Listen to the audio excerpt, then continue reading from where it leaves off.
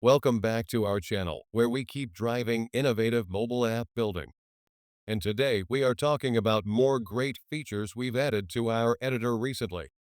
As usual, let's start with creating a new app.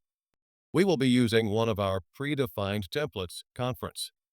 By the way, if you are interested, you can check our detailed video here, where we describe how you can customize this template and get a powerful tool for hosting an unforgettable event. The app has loaded, and you can see that the first important thing that was added to our app builder is search. Just click the link over here and enter the word or phrase you'd like to search for. Let's search for settings. In a second, you can see the output. Our search works everywhere. It searches on screens. It searches in styles. It searches in code. Every time we click the highlighted element, we navigate to the location where settings is contained. Also, you can enable the options Case Sensitive and Whole Word to refine your search output. Now on to the feature number 2. Traditionally, the most common methods our users add to their code are ngOnInit and ionViewWillEnter. ngOnInit is used in cases when a page is created to initialize the screen and load data from the services that don't need refreshing on each subsequent visit. ionViewWillEnter is a method called when a page is shown when the screen routing to it is about to animate into view. Actually, these methods have always been with us, but now our users don't need to write them manually. Instead, they can simply click on them, and voila, they are automatically created. Improvement number 3.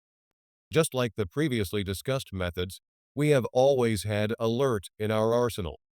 Alert is used when some action occurs, and we expect some confirmation from the user. To get the idea of the improvement we introduced, let's see how the code with alert looks like now.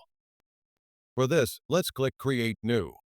Then from Plugin, select the List Details plugin and click to import it.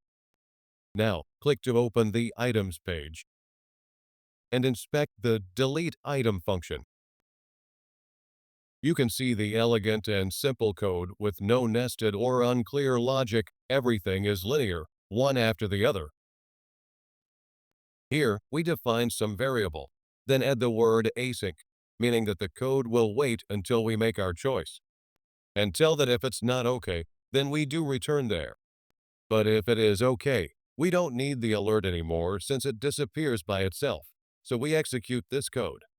And now let's review the exact same code with alert that was widely used before. In this example, this is the text of the message. Here is the text of the header. And then the function is defined that is called when you press OK. Then goes the function that is called when you press Cancel. This approach was inconvenient, as the code is quite difficult to understand. It is not linear, with some input going somewhere, like it's being pushed aside.